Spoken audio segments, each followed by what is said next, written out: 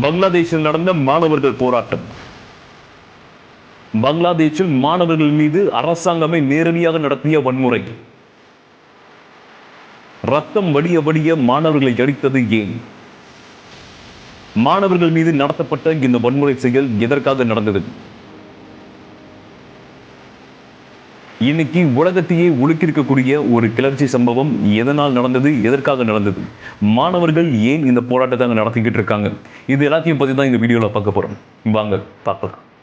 কিভাবে সরকার এটা বলতে পারে যে রাজনৈতিকীকরণ করা হচ্ছে, যেখানে প্রথম থেকেই আমরা বলছি যে আমরা সাধারণ শিক্ষার্থী, আমরা চাচ্ছি যে একটা দেশে কিভাবে, এটা তো একটা ন্যূনতম কমন সেন্সের ব্যাপার যে একটা দেশের 100%-এর মধ্যে 56% কখনো কোটা থাকতে পারে না, কখনো থাকতে পারে না। কোনো সুস্থ একটা দেশে, সুস্থ সমাজ ব্যবস্থায় কখনো 56% কোটা এটা মেনে নেওয়ার মতো না।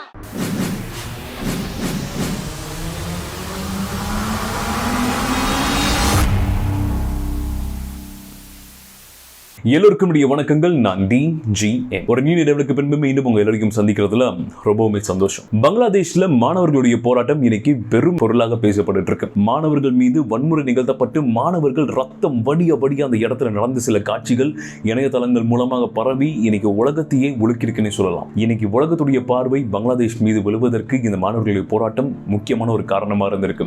இடஒதுக்கீடு அப்படின்ற ஒரு விஷயம் இந்தியாவுக்கு புதுசு இல்லை, அது பங்களாதேஷுக்கும் புதுசு இல்லை. எப்படி இந்தியா சுதந்திரம் அடைந்தது பிறகு அதுக்கு இடஒதுக்கீடு அப்படின்ற ஒரு விஷயம் அமைந்ததும், அதே மாதிரி பங்களாதேஷும் சுதந்திரம் அடைந்ததுக்கு பிறகு அங்கேயும் இந்த இடஒதுக்கீடு அப்படின்ற ஒரு ஃபார்மேட் அங்கேயும் வர ஆரம்பிச்சது. ஆனால் இங்க இருக்கக்கூடிய இடஒதுக்கீடு என்பது வேறு, அங்க இருக்கக்கூடிய இடஒதுக்கீடு என்பது வேறு. ஏன்னா இரண்டுத்திற்கும் கொடுத்த அடிப்படை காரணங்கள் வெவ்வேறா இருக்கு. 1971 பொழுதுதான் பங்களாதேஷுக்கு பாகிஸ்தான் கிட்ட இருந்து ஃப்ரீடம் கிடைக்குது. இந்த ஃப்ரீடம் கிடைக்கிறதுக்கு பல பேரும் அந்த இடத்துல போராட்டம் நடத்தியிருக்காங்க.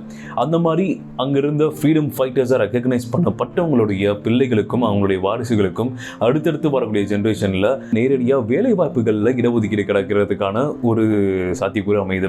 கிட்டத்தட்ட 30% இவங்களுக்கு ரிசர்வ் ஆகுது. அதனால அங்கே இருக்கக்கூடிய வேலை வாய்ப்புகள் அதிகமாக இவர்களுடைய பிள்ளைகளும் அவங்களுடைய பேரன்களும் போய் பிளேஸ் ஆகிறதுக்கான வாய்ப்புகள் அதிகமாக ஆரம்பிச்சது. ஆனால் இது எங்கே ரியலாகவே ஒரு ப்ராப்ளம் ஆக ஆரம்பிச்சதுன்னா, கல்லூரி ஆண்டு முடியும் பொழுது கிட்டத்தட்ட 4 லட்சம் மாணவர்கள் வெளியே வந்தால் வெறும் 3000 மாணவர்களுக்கு மட்டுமே அரசாங்க வேலை வாய்ப்பு திறந்திருக்கு. அதில் நேரடியாக போய் அவங்க போட்டி போடும் பொழுது இந்த இடஒதுக்கீடு மூலமாக அவங்க உள்ள போறவங்களுடைய எண்ணிக்கை ரொம்பவுமே ஜாஸ்தியா இருக்கு. அதனால நேரடியாக மெரிட்ல மோதக்கூடிய மாணவர்களுக்கு அந்த இடம் கிடைக்காம போகுது. இது அங்க ஒரு பெரும் பேசு பொருளாக ஆரம்பிக்குது. ஆனால் 2018 பொழுது ஷேக் ஹசீனாவுடைய கவர்மெண்ட், அங்க இருக்கக்கூடிய பிரதம மந்திரி, கிட்டத்தட்ட 4 வாட்டி தொடர்ந்து பங்களாதேஷ் PM எலெக்ஷனை ஜெயிச்சு அந்த இடத்துல PM அமர்ந்துட்டு இருக்காங்க. அவங்க 2018 பொழுது ஒரு பில் பாஸ் பண்றாங்க. ரிசர்வேஷன் பில் எல்லாத்தையும் நான் கேன்சல் பண்றேன், இனி எல்லாமே மெரிட் தான் அப்படின்ற ஒரு விஷயத்தை கொண்டு வராங்க. ஆனால் 2018 பொழுது அவங்க கொண்டு வந்த இந்த பில் 2021 பொழுது இந்த மாதிரி ஃப்ரீடம் ஃபைட்டர்ஸ்க்கு கொடுத்த இந்த இடஒதுக்கீடு என்பது அது அவங்களுக்கு கொடுக்கக்கூடிய ஒரு மரியாதை நிமித்தம் கொடுக்கப்படுது, அது அவங்களுக்கு நம்ம கொடுத்து தான் ஆகணும்ட்டு தொடர்ந்து வாதம் பண்ணி அங்க இருக்கக்கூடிய ஹைகோர்ட் மூலமா ஒரு பில்லை பாஸ் பண்றாங்க. ஜூலை 1 பொழுது 2024 ஜூலை 1 பொழுது மறுபடியும் இந்த கேஸ் ஹியரிங்க்கு வருது. பல ஹியரிங்ஸ் தாண்டி மறுபடியும் இந்த ஹியரிங்க்கு வருது. ஹியரிங்க்கு வந்த முதல் கையோட இந்த பில் மறுபடியும் ரீஸ்டோர் பண்றாங்க. இந்த ரீஸ்டோர் பண்ண கையோட தான் மறுபடியும் மாணவர்கள் போராட்டம் வெடிக்க ஆரம்பிக்குது. மாணவர்களுக்கு இந்த 30% இடஒதுக்கீடு என்பது ஒரு பெரும் கோபத்தை ஏற்படுத்துது. அது தொடர்ந்து அவங்களுக்கு மறுபடியும் இது மட்டும்தான் காரணமா அப்படின்னு பார்த்தீங்கன்னா, ஏற்கனவே இதுல 30% இவங்களுக்கு போக அங்க இருக்கக்கூடிய மாற்றுத்திறனாளிகள், பெண்கள் அப்படின்ட்டு மொத்தமா சேர்த்து 54% என்பது இடஒதுக்கீடோடு மொத்த கணக்கா இருக்கு. இதனால் வேலை வாய்ப்புகள்ல அதிகப்படியான திறமைசாலிகளுக்கு வாய்ப்பு மறுக்கப்படுது அப்படின்ட்டு அவங்களுடைய கோபம் ரொம்ப பெருசா பிடிக்க ஆரம்பிக்குது. ஆனால் இதுல இது மட்டும்தான் காரணமா?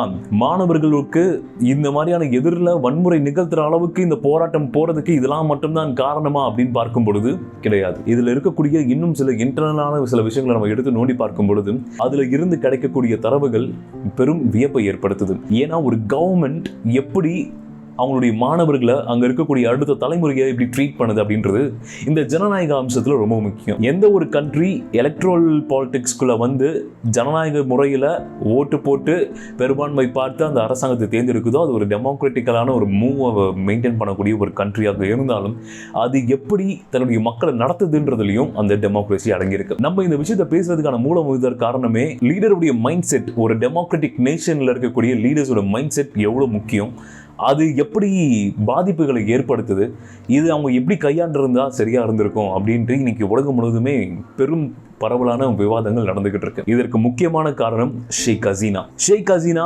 பங்களாதேஷுடைய பிரதமராக தொடர்ந்து 4வது முறை தேர்ந்தெடுக்கப்பட்டு ஆட்சியை லீட் பண்ணிக்கிட்டு இருக்காங்க. இப்படி அவங்களுடைய ஆட்சி நடந்துகிட்டு இருக்கக்கூடிய இந்த சமயத்துல அவங்களுக்கு பெரும் பின்னடைவான அமைந்திருக்கு இந்த மாதிரியான ஒரு சம்பவம். ஷேக் ஹசீனா கூட கூட்டணி இருக்கக்கூடிய அவாமி லீக் ஃப்ரண்ட், இவங்க 2 பேருமே சேர்ந்து பண்ண வேலைகள் இன்னைக்கு பங்களாதேஷ்ல மாணவர்களுக்கு ஒரு பெரும் பாதிப்பை ஏற்படுத்தியிருக்கு. அது மட்டும் இல்லாமல் மாணவர்கள் நம்பிக்கை இல்லாமல் போவதற்கும் ஒரு முக்கியமான காரணமா அமைச்சிருக்கு. என்ன நடந்தது? இந்த போராட்டம் ஜூலை 1 வந்த தீர்ப்பின் பொழுது வெடிக்க ஆரம்பிக்குது. ரொம்பவும் அமைதியான முறையில் மாணவர்களுடைய இந்த போராட்டம் நடக்க ஆரம்பிக்குது. மாணவர்களுடைய போராட்டம் ரொம்ப அமைதியாக நடந்துகிட்டு இருக்கும் பொழுது ஷேக் ஹசீனா ஒரு ஸ்டேட்மெண்ட்டை சொல்றாங்க. நீங்க எல்லாருமே இந்த நாட்டுக்காக போராடிய வீரர்களுடைய பிள்ளைகளுக்கு இதெல்லாம் கிடைக்கக்கூடாதுன்றதுக்காக தான் போராடிட்டு இருக்கீங்களா? நீங்களாம் ஒரு ட்ரைட்டர்ஸ், ராஜகர்ஸ் அப்படின்ற ஒரு வார்த்தையை அந்த இடத்துல பயன்படுத்துறாங்க. ராஜகர்ஸ் அப்படின்றது equal word to a traitor. ஏன்னா 1971 பொழுது பங்களாதேஷில் நிலவிய அரசியல் சூழல் என்பது ரொம்பவுமே கடினமான ஒரு இக்கட்டான ஒரு சூழ்நிலை. ஏன்னா சுதந்திர போராட்டம் மட்டும் இல்லாமல் பாகிஸ்தானுக்கு நேரடியாக அவங்க கொடுக்க வேண்டிய பதிலடி மட்டும் இல்லாமல் சில தேச துரோகிகளுக்கும் அவங்க நேரடியான பதில் கொடுக்க வேண்டியதாக இருந்தது. அந்த தேச துரோகிகள் பண்ணது அப்பேற்பட்ட காரியங்கள். தங்களுடைய சொந்த நாட்டு பெண்களையே கற்பழிக்கிறது, சொந்த மக்களையே கொன்று குமிச்சதுன்று பல காரியங்களில் ஈடுபட்டிருக்காங்க. அவர்களை அன்னைக்கு பண்ண அந்த தேச துரோகிகளுக்கு இணையான ஒரு வார்த்தையை பயன்படுத்தி இன்னைக்கு இருக்கக்கூடிய மாணவர்களை அவங்க பேசினது மாணவர்களிடையே பெரும் கோபத்தை ஏற்படுத்துச்சு. இந்த கோபம் இன்னும் இந்த போராட்டத்தை உக்கிரமாக ஆரம்பிச்சது. மாணவர்கள் இன்னும் திரண்டு வந்து போராட ஆரம்பிச்சாங்க. ஆனால் மாணவர்களுக்கு இந்த மாதிரி திரண்டு வரதை தெரிஞ்சு ஷேக் ஹசீனாவுடைய கூட்டணியில் இருக்கக்கூடிய அவாமி லீக் ஃப்ரண்ட் அவங்களுடைய மாணவர்களையும் அந்த களத்தில் இறக்குறாங்க. அமைதியாக நடந்துட்டு இருந்த போராட்டத்தில் ஒரு கலவரத்தை உண்டாக்குறாங்க. போலீஸ் உள்ள வராங்க. மாணவர்களை பொறுமையாக கையாளணும் அப்படின்ட்டு கொஞ்சம் கூட யோசிக்காம நேரடியாக மாணவர்கள் மீது வன்முறையை தொடுக்கிறாங்க. மாணவர்கள் மீது ப்ரூட்டலான அட்டாக்ஸை நடத்துறாங்க. ஈவன் புகை குண்டு போடுறாங்க, ரப்பர் கன் புல்லட்ஸ்னால அடிக்கிறாங்க, என்னென்னமோ பண்றாங்க. இன்னும் அந்த பிக்சர்ஸ் எல்லாம் பார்க்கும் பொழுது பெண்கள் மீது கூட எதிர்விறக்கம் இல்லாமல் நடத்தப்பட்ட அந்த வன்முறை என்பது ஒரு அரசாங்கம் செய்வதற்கு ஏதுவான ஒரு காரியம் கிடையாது. ஒரு ஜனநாயக முறையில் நடக்கக்கூடிய ஒரு அரசு அதை செஞ்சிருக்க கூடாது. இது எல்லாம் சேர்ந்துதான் மாணவர்கள் மீது இப்பேற்பட்ட வன்முறையை நிகழ்த்துவதற்கு ஷேக் ஹசீனாவுடைய கவர்மெண்ட் மீது மக்களுக்கு இருந்த பயம் போய் இன்னைக்கு எல்லோருக்கும் ஒரு அதிருப்தி ஏற்படக்கூடிய ஒரு சூழல் நிலவிக்கிட்டு இருக்கு.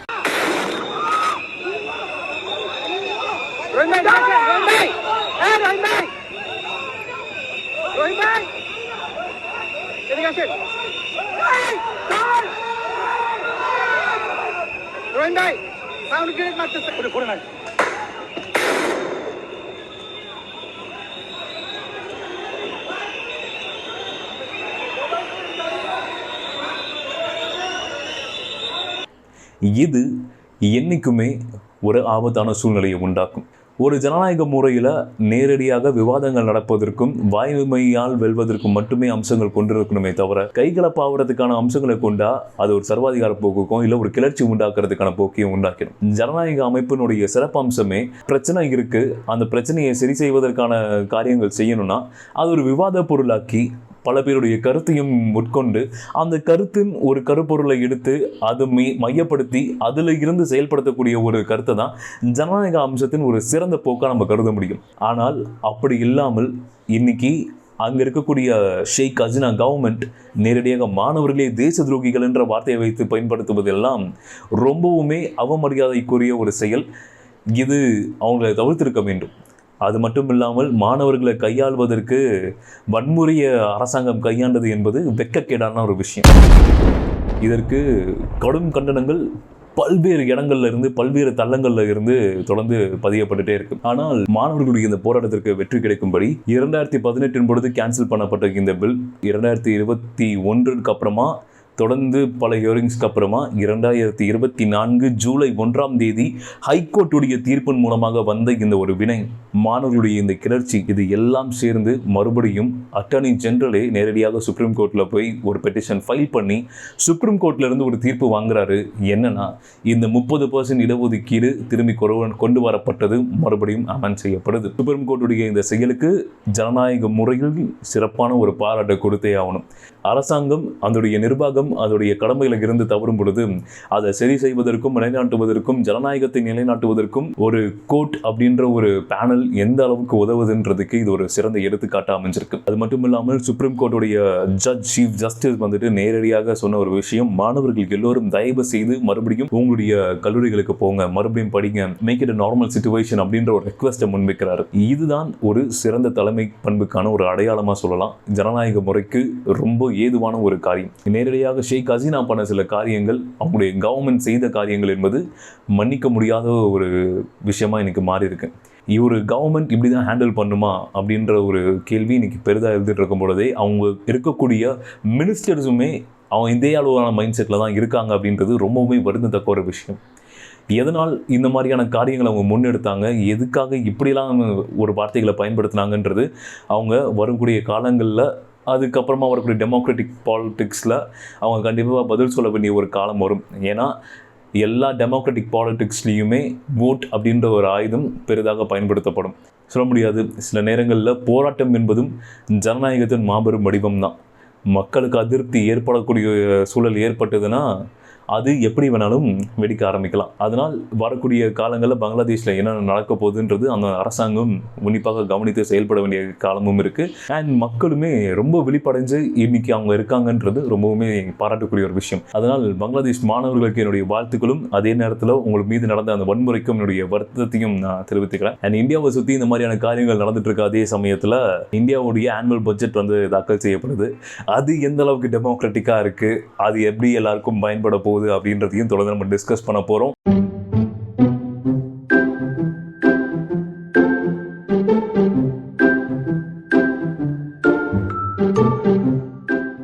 உங்ககிட்ட ஒரு பயங்கரமான இன்ட்ரெஸ்டிங்கான டாபிக்கோட வருவேன் நான் நம்புறேன். அண்ட் அதே நேரத்தில் Nirmala Sitharaman ma'am is going to make a great record in this year. கன்சிக்யூட்டிவாக 6 ஆனுவல் பட்ஜெட்ஸை தாக்கல் பண்ண முதல் எஃப்எம் அப்படின்ற பேரையும் வாங்க போகிறாங்க. And we are eagerly waiting to watch it. So வரக்கூடிய டேஸில் அதை நம்ம பார்ப்போம். அண்ட் அவங்க ஒரு சிறப்பான பட்ஜெட் இந்த வருஷம் வச்சிருப்பாங்கன்றதை நம்புகிறோம். ஏன்னா எக்ஸ்பெக்டேஷன்ஸே எக்கனாமிக்ஸ் கிட்ட பயங்கரமாக இருக்குது. தேர்ட் டேர்மாக BJP government is forming up and making இந்த first budget in this term.